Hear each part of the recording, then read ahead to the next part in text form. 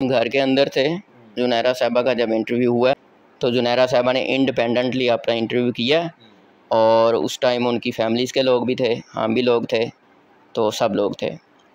एक रूम था, उसमें इंटरव्यू। मुझे भी लगता था कि ये कोई गैंग है, कहीं मुझे भी लगता था कि उसको वर्गलाया गया है। मुझे ये भी फ़ील होता था कि शायद ये कोई मुनज़्ज़म किस्म का कोई पीछे और कोई लीडर है। तो जब मैं गया हूँ तो हालात वाक़यात कुछ और तरह के नज़र आए। अस्सलाम वालेकुम नाजरीन, मैं हूँ नदीम खालिद। नाजरीन, 2000 का इंटरव्यू करने वाली जुनैरा महम और उनके साथ जो मियाँ आसिफ साहब थे और इमरान अली थे, ये 3 यूट्यूबर थे जो कि ये ख़ुसूसी इंटरव्यू करने गए थे।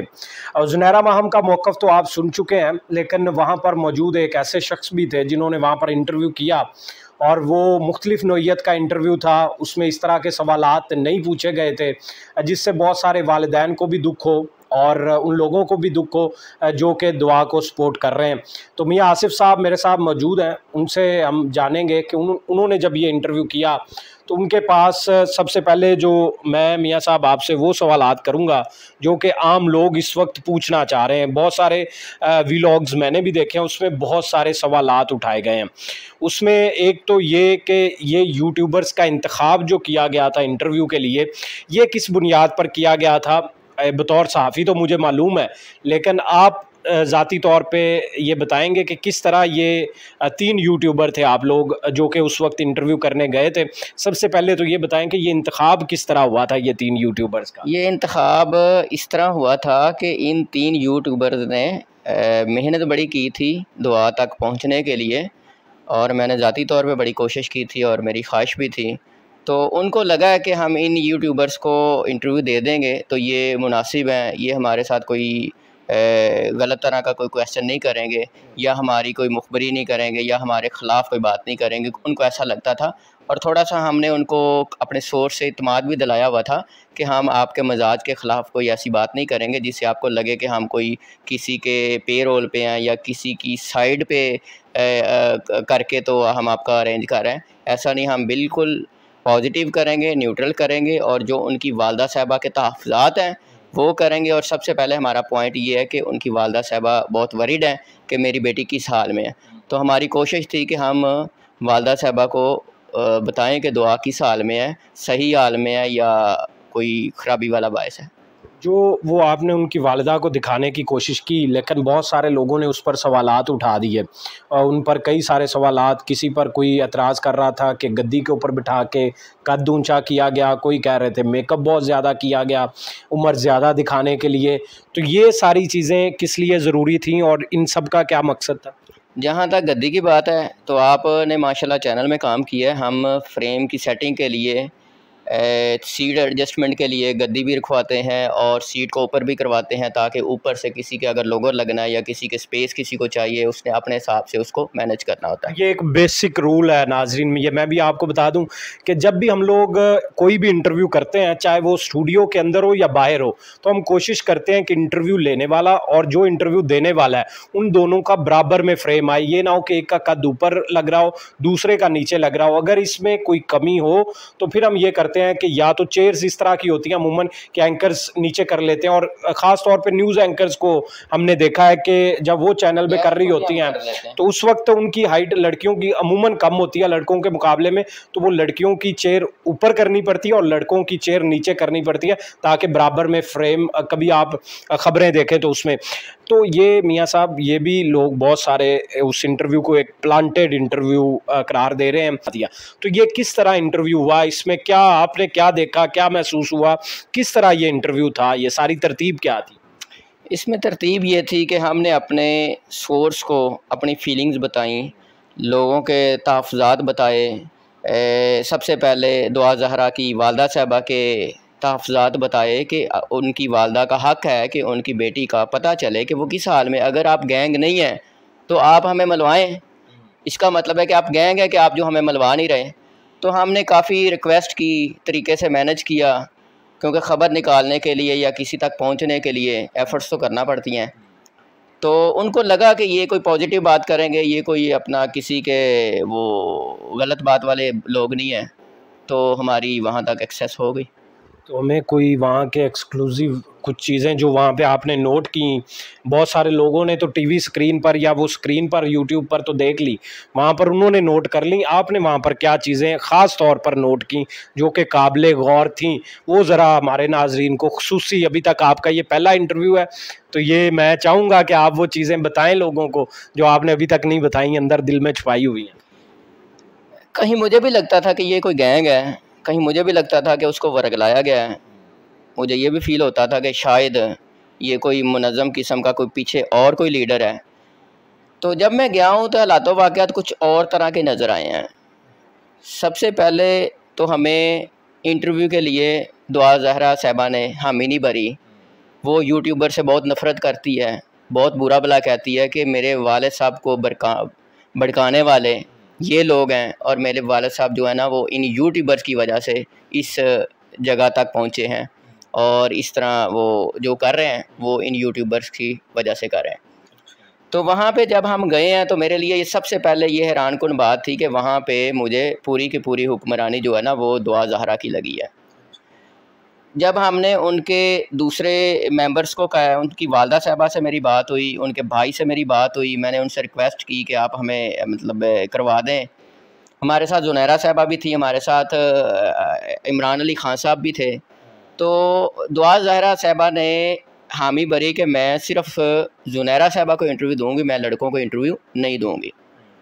तो वहाँ पे मैं बोला, मैंने कहा जी मैं आपका इंटरव्यू नहीं लूँगा, कोई बात नहीं, आप ज़ुनैरा साहिबा को दे दें, तो आप हमारी बहन हैं, बेटी हैं, तो हम कोई उस सेंस से नहीं आए कि हम सिर्फ़ इंटरव्यू लेने आए, हम तो सिर्फ़ आपकी खैरियत मालूम करने आए, तो कोई बात नहीं।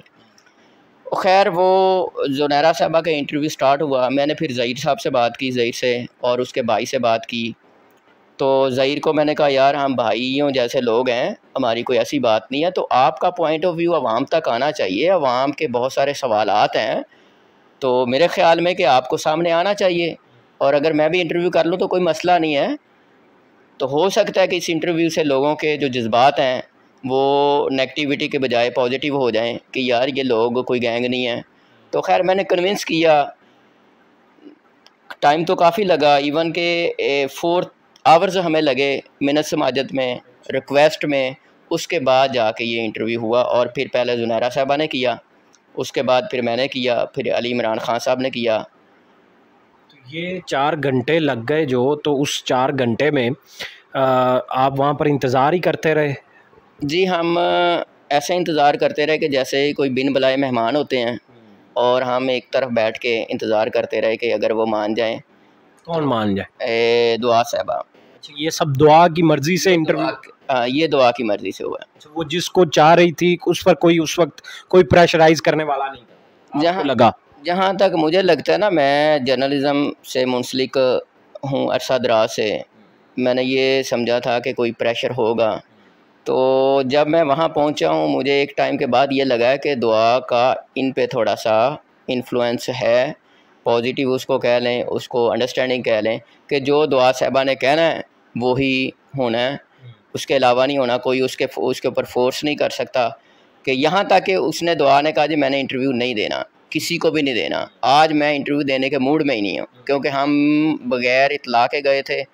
हमने तो एक हिसाब से जैसे एक ख़बर की तलाश में बंदा किसी जगह पे जाके छापा मारता है या अपना एक ऑपरेशन करता है, तो हम इसी सेंस में ना, चूँकि हमारी नीयत अच्छी थी, हमने कोई नेगेटिविटी तो फैलानी नहीं थी, तो इस सेंस में हम फिर जब वहाँ पहुँचे तो वो हैरान हो गया कि ये मीडिया वाले कौन से लोग आए हैं।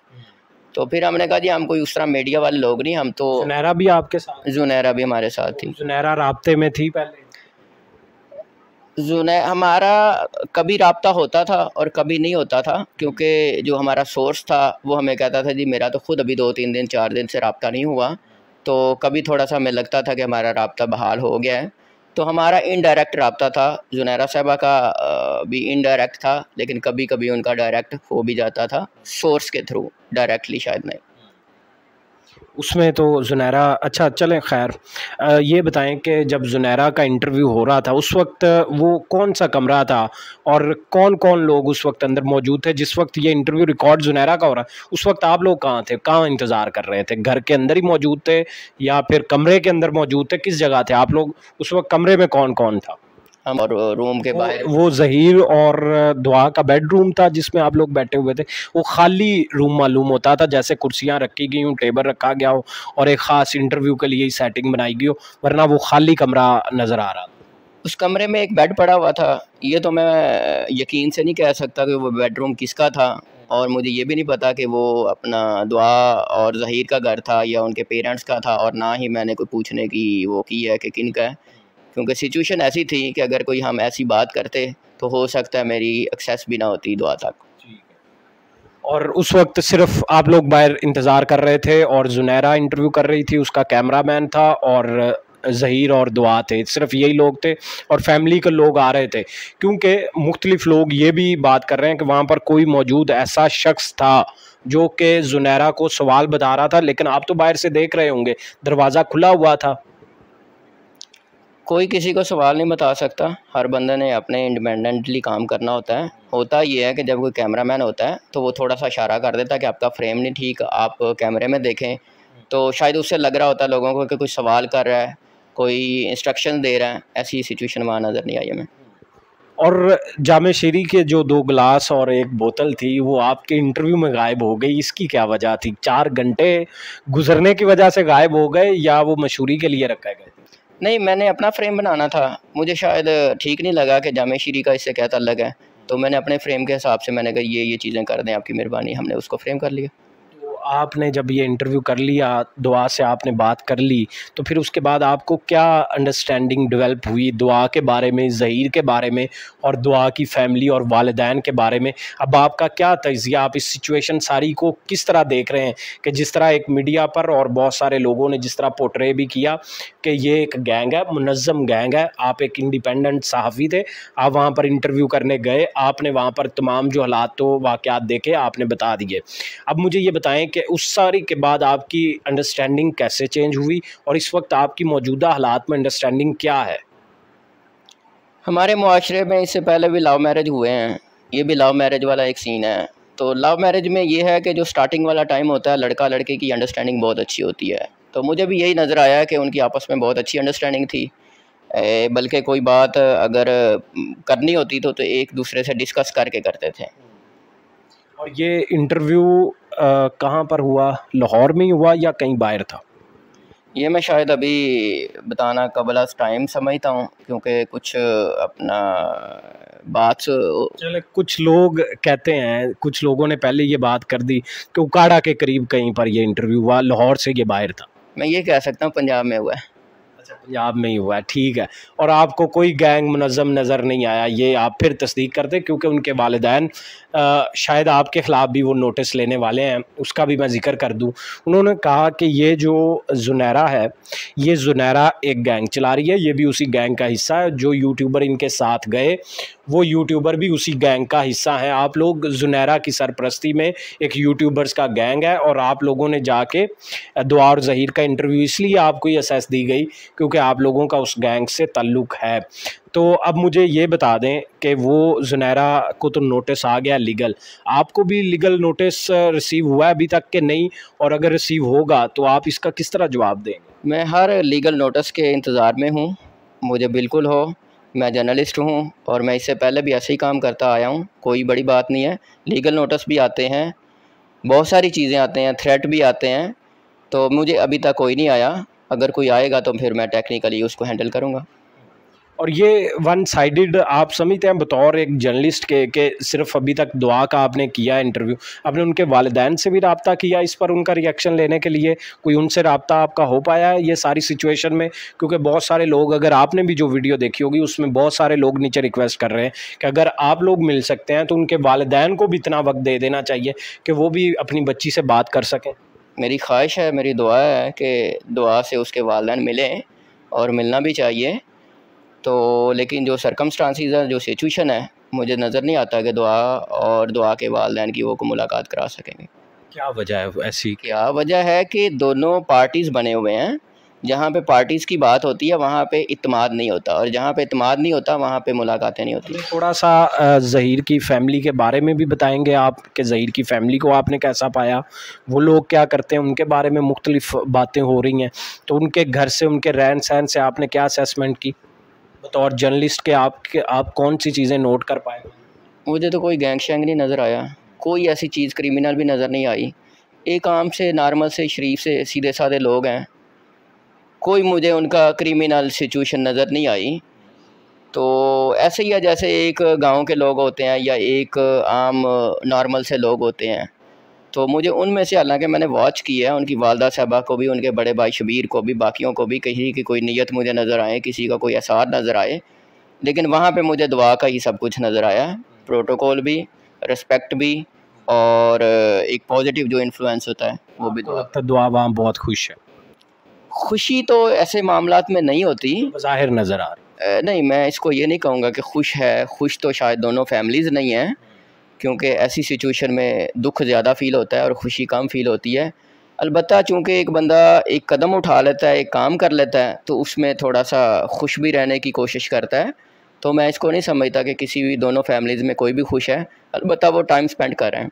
अच्छा, मुझे एक बात समझ नहीं आई, वालिदैन उनके परेशान हैं, उनकी बेटी घर से भाग गई है और आप वहाँ पर इंटरव्यू कर रहे हैं जाके, तो आपको उन वालिदैन का दर्द ज़रा भी महसूस नहीं हुआ कि उनके वालिद और वालिदा किस करब से गुज़र रहे हैं? वालिदा को सिंध हाई कोर्ट में जिस तरह रोते हुए देखा गया, बेटी के लिए तड़पते हुए देखा गया, तो उसके बाद भी आप लोग उनके घर पहुँच गए और उस बच्ची को आप दिखा रहे हैं जिसके वालिदैन इस करब में से गुज़र रहे थे, और दूसरी तरफ वो बच्ची खुश खुरम नज़र आ रही थी। तो आपको उन वालिदैन का ख़्याल ज़रा नहीं आया?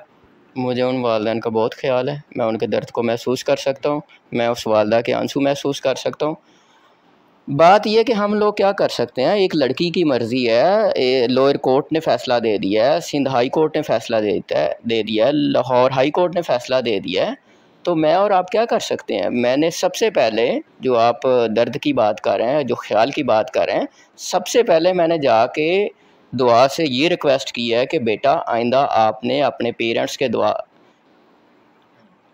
सबसे पहले मैंने दुआ ज़हरा से ये रिक्वेस्ट की है कि बेटा आज के बाद अपने पेरेंट्स के ख़िलाफ़ आपने एक लफ्ज़ नहीं बोलना। जो पेरेंट्स होते हैं ना, वो बड़ा रुतबा रखते हैं, बड़ा मुकाम रखते हैं। तो जिस पे उसने मुझे थोड़ा सा सर हिला के इशारा दिया है, तो मुझे लगता था कि मुझे ये सबसे पहले यही कहना चाहिए था। दूसरा, अगर मैं वहाँ पे गया हूँ तो मैं उनकी वालदा साहबा को दर्द को महसूस करके गया हूँ कि मुझे सोच थी कि मैं कोशिश करूं कि मैं दुआ की वालदा साहबा को दुआ से किसी भी स्क्रीन पे उनकी मुलाकात करा दूं। बहुत शुक्रिया आपका वक्त देने का। नाजरीन, हमारे साथ मियां आसिफ साहब मौजूद थे। ये वो जर्नलिस्ट हैं जो इंटरव्यू करने वहाँ पर गए थे। उनमें एक यूट्यूबर जुनैरा थी और एक और यूट्यूबर थे, और साथ ये जर्नलिस्ट थे जिन्होंने ख़ुसूसी इंटरव्यू किया और आपने देखा भी। फ़िलहाल इतना ही, इसी के साथ मुझे दें इजाज़त। अल्लाह निगहबान।